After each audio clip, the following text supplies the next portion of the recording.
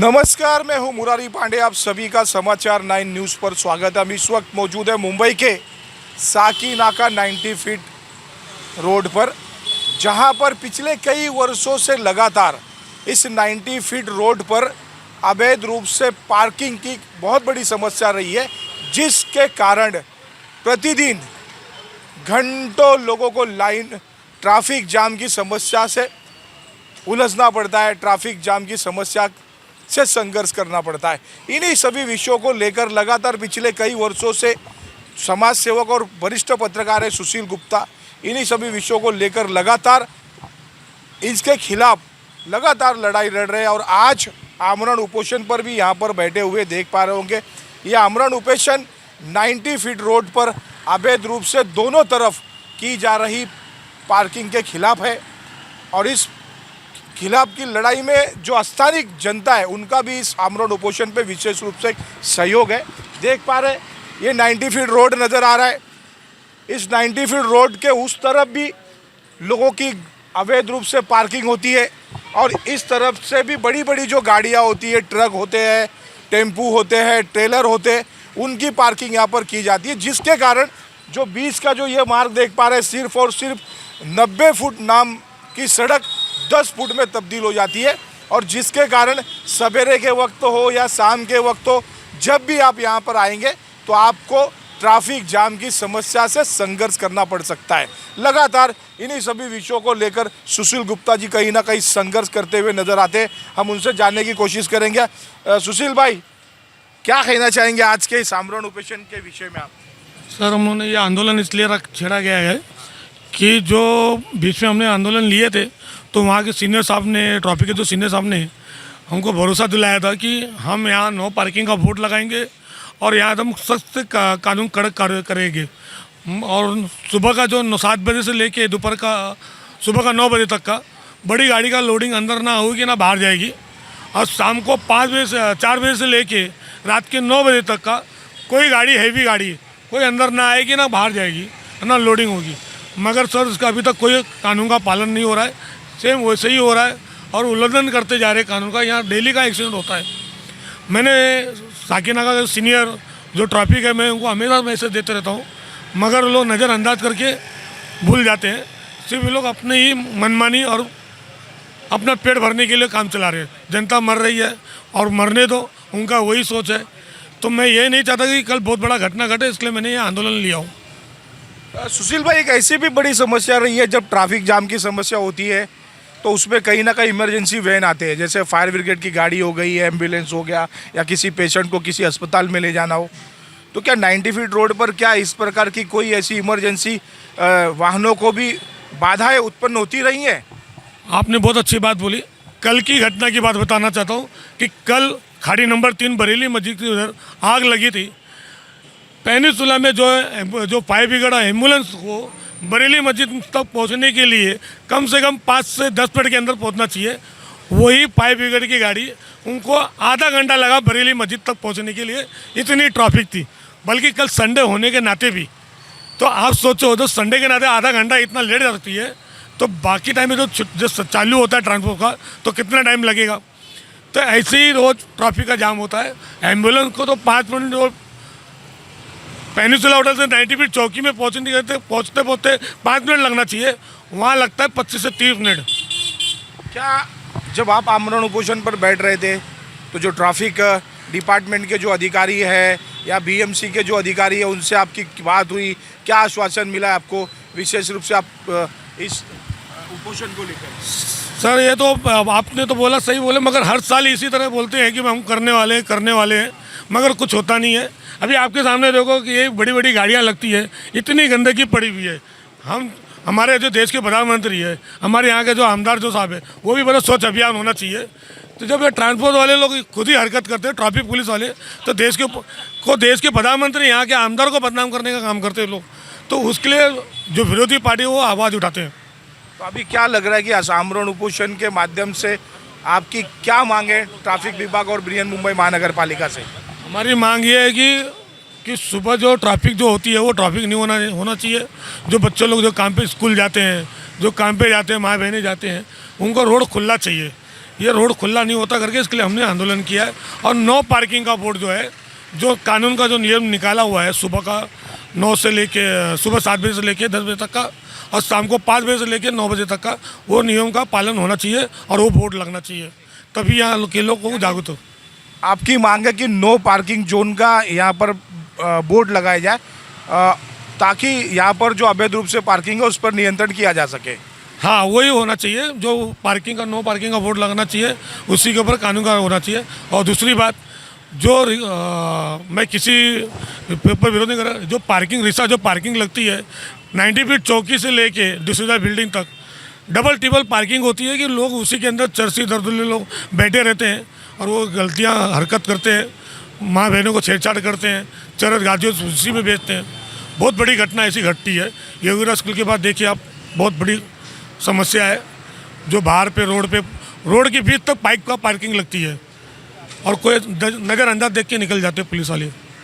देख रहे लगातार ट्रैफिक जाम की समस्या से परेशान आम नागरिक, उसी के साथ साथ जो आमरण उपोषण है, उस आमरण उपोषण के जरिए से इस पूरे 90 फीट रोड पर नो पार्किंग जोन बनाया जाए, नो पार्किंग का बोर्ड लगाया जाए, ताकि आने वाले दिनों में ट्रैफिक जाम की समस्या ना उत्पन्न हो, लोग आसानी से अपने गंतव्य स्थान पर पहुंच सके।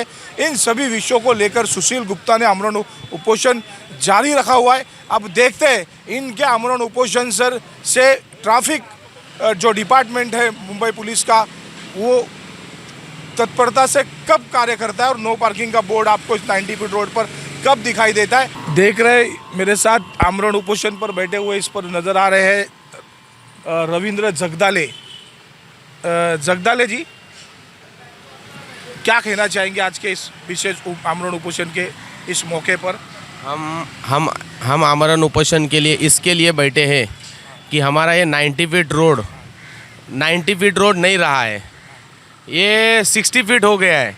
यहाँ पे इतनी अनधिकृत पार्किंग है, वो पार्किंग के वजह से यहाँ के विभाग के लोगों को आने जाने के लिए, बच्चों को स्कूल में आने जाने के लिए इतनी तकलीफ होती है कि पूछो मत। उनको फुटपाथ तो मिलता ही नहीं है, रोड के एकदम बीच में से चलना पड़ता है और इसके वजह से इतने एक्सीडेंट हो रहे हैं। साल में कम से कम 10 से 15 जन की मौत होती है इस रोड पे। ये बहुत गंभीर घटना है। तो इसके लिए हम आमरण उपोषण के लिए बैठे हैं कि यहाँ पे जो भी अनधिकृत पार्किंग होती है, सबसे पहली बात अनधिकृत पार्किंग हटाए और नो पार्किंग का बोर्ड लगाए।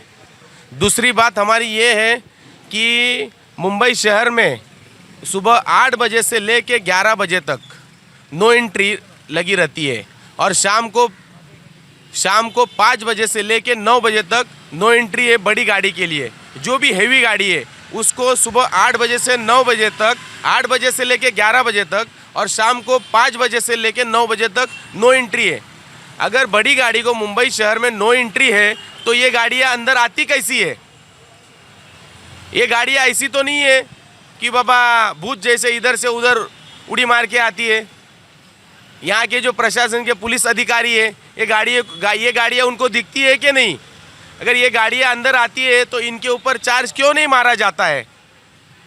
तो इसके पीछे जाना है, इसके पीछे कौन है, इसको कौन सपोर्ट कर रहा है। ये बहुत बड़ा प्रशासन का भ्रष्टाचार का जाल है, इसको हमें तोड़ना है। ये जब टूटेगा तभी यहाँ की ट्रैफिक हटेगी और यहाँ पे जो बड़ी हेवी गाड़ियाँ आती है वो आना बंद होएगी। यही मेरा उद्देश्य है। क्या लग रहा है कि इस आमरण उपोषण से जो प्रशासन है, ट्रैफिक डिपार्टमेंट का हो या बीएमसी का डिपार्टमेंट हो, क्या उसके अंदर जागरूकता आएगी। क्या लग रहा है कि ये अब नो पार्किंग जोन यहाँ पर बनेगा? नहीं, जागरूकता आए, इसीलिए सामान्य आदमी जो है इस तरीके से जब नियम और कानून का उल्लंघन होता है और लोग बरोबर एक साथ जैसे रहना चाहिए, जैसे चलना चाहिए वैसे नहीं चलते हैं और प्रशासन की कहीं ना कहीं लापरवाही होती है, तो आम आदमी को ऐसे ही उपोषण और धरना देना पड़ता है। इससे पहले भी सुशील भाई ने 1-2 बार और उपोषण किया हुआ था। एक्चुअली मुरारी भाई, ये बात है कि यहाँ आबादी बहुत घनी हो चुकी है और इस घनी आबादी के चलते लोगों ने अपने घरों को 1+ से 2, 2 से 3 किया, जो कि आपसे छुपा हुआ नहीं है, सभी लोग जानते हैं। तो लोगों ने उस चीज़ को काफ़ी रेंट पे दे दिया है, और जो लोग रेंट पे रह भी रहे हैं उनकी भी अपनी गाड़ियां आ चुकी हैं। तो भाई ये गाड़ियां पार्किंग होंगी कहाँ? सबसे बड़ी तो समस्या ये है। समय के साथ जो विकास होना चाहिए, जिस तरीके से आज हम हॉरिजेंटल तरीके से रह रहे हैं, जबकि SRA स्कीम के तहत अगर देखा जाए, अगर वर्टिकल अगर हो जाता, अगर व्यवस्था बन जाती, तो शायद मुझे ऐसा लगता है कि ये 1+, 2+3 वाला जो कॉन्सेप्ट है शायद न चलता, और ये आबादी इतनी घनी ना हो पाती। इस घनी आबादी के चलते ट्रैफिक की समस्या, साथ साथ गार्बेज की समस्या है। आप तो पत्रकार हैं, आपने कई जगहों पे चिन्हित किया होगा, देखा होगा। दूसरी चीज़ क्या है, आप देख सकते हैं कि ये जो गाड़ियाँ लगी हुई हैं, इन गाड़ियों का जो फेस है वो आप देखिए फ्रंट की तरफ है। अगर ये गाड़ियों को चौड़े तरीके से अगर लगाया जाता तो शायद 4 से 5 फुट का और एक्सेस लोगों को मिल जाता चलने के लिए। लेकिन एक तो गाड़ियाँ ऐसी लगती हैं, आप थोड़ा 90 फीट रोड की तरफ और आगे जाओगे तो जो हॉकर्स होते हैं, भाई वो below the poverty of line वाले नीचे वाले लोग हैं, घोर गरीब लोग हैं, उनका भी पेट पालन है, उनके पास कोई व्यवस्था नहीं है, तो वो भी अपना ठेला गाड़ी लगा के खड़े हो जाते हैं। तो इस ठेले गाड़ी के चलते एक तो ये रोड, ऊपर से और 4 फुट का रोड अगर आप देखोगे तो वो ठेले गाड़ी की वजह से हो जाता है। लोगों ने अपना फुटफॉल बढ़ाने के लिए, मार्केट बढ़ाने के लिए ठेला, पार्किंग और भी व्यवस्थाएं निर्मित कर दी हैं, जिससे आप देखेंगे कि जो 90 फीट रोड की जो सड़क है वो संकुचित होकर 15 से 20 फुट का रह गया है। अब आप बताइए 20 फुट के रोड पे बड़ी ट्रक का जाना, रिक्शा का चलना, गाड़ियों का चलना, उनके बीच में स्कूल के बच्चे, महिलाएं, बुजुर्ग, इवन हम खुद, और बीच बीच में नौजवान बच्चे हैं, आप जानते हैं कि वो भी अपनी बाइक्स को लेकर काफ़ी एक्सेलरेट करते हैं, तेज़ी से गाड़ियां भगाते हैं। तो इन अव्यवस्था के कारण कई लोगों की जान भी गई है इसी सड़क पर। मुझे पता है, आपको भी याद होगा कि यहीं हमारे बगल में रहने वाले पारस भाई के लड़के थे, उनकी जान चली गई थी। तो ये जो अनियमित और अव्यवस्था है, इसके चलते लोगों की जान जाती है, असुरक्षा की भावना बढ़ती है।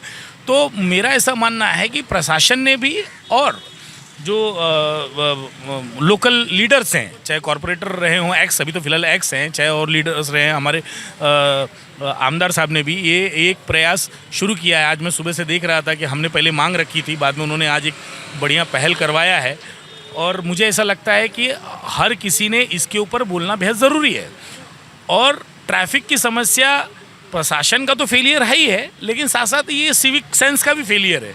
सामान्य आदमी को भी ये बात समझने की ज़रूरत है कि आप जहाँ गाड़ियाँ पार्क कर रहे हैं वो भी आपका एसेट्स है, वो व्यवस्थित जगह पार्क है कि नहीं। हमने सिर्फ जगह मिली और पार्क करके हम चले गए, और दूसरों की अव्यवस्था का, दूसरों की समस्याओं को अगर हम नज़रअंदाज करके सिर्फ अपने ऊपर ही कॉन्सेंट्रेट करते हैं, तो ये स्वार्थीपना छोड़ना चाहिए। हमें देखना चाहिए, अगर हमने गाड़ी खरीदी है तो उसकी पार्किंग की सही व्यवस्था भी हो, तभी ये सुचारू रूप से हो पाएगा। हमारा जो आमरण उपोषण है वो ये इसलिए है कि हम लोगों को कितना समझाएंगे। शायद प्रशासन जो है वो फाइन मारने से ज़्यादा, जो फ़ोटो खींचने की एक प्रक्रिया चलती है वो करने से ज़्यादा, अगर वो अवेयरनेस फैलाए, ज़्यादा अवेयर करे।